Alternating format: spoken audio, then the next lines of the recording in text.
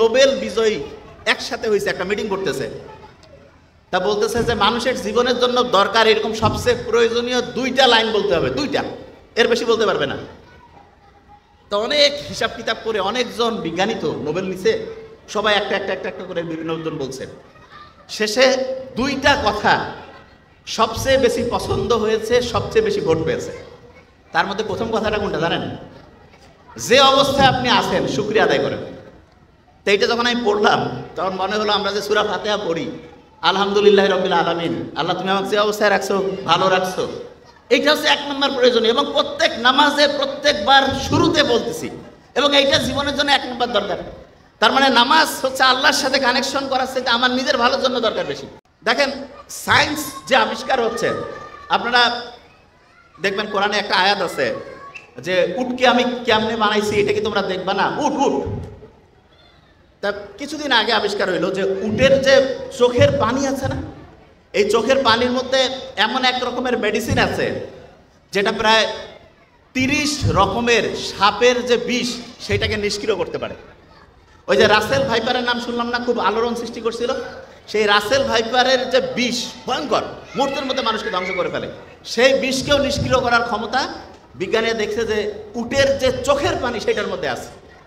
আল্লাহ যে বলছে যে উটকে আমি কিভাবে বানিয়েছি সেটা কি তোমরা দেখবা না, কি অসাধারণ আল্লাহর কথাগুলো এখন বিজ্ঞানীরা দেখতেছে, যা কিছু বলে গেছে প্রত্যেকটায় সায়েন্সের সর্বোচ্চ লেভেলে।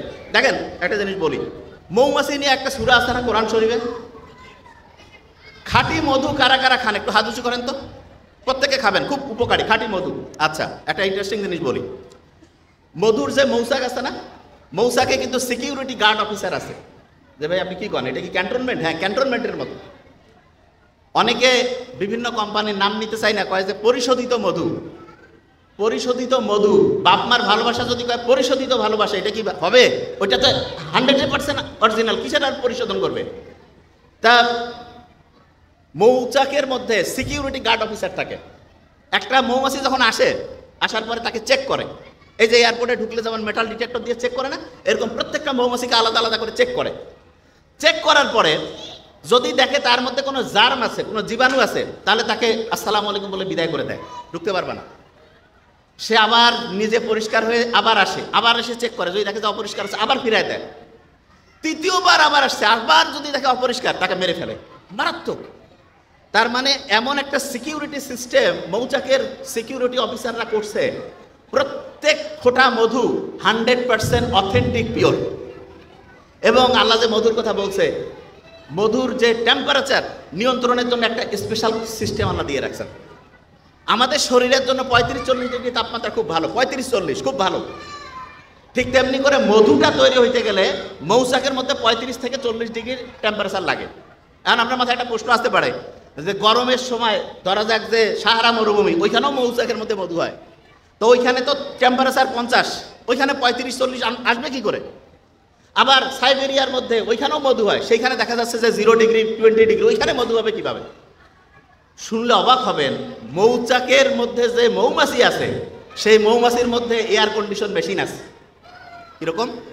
ওদের যে ডানা আছে না, ডানার মধ্যে 2 রকম প্যাটার্ন আছে, একটা ডানা হচ্ছে উপর থেকে নিচে ঘুরে, আর একটা নিচ থেকে উপরে ঘুরে। ওই যে ফ্যান যেমন আছে না, ফ্যান উপর নিচ করলে দেখবেন আপনি, এটা এক্সাম্পল হচ্ছে কিছু এয়ার কুলিং মেশিন আছে, গরমও দেয় ঠান্ডাও দেয়, হিটও করে, এয়ার কন্ডিশনিং।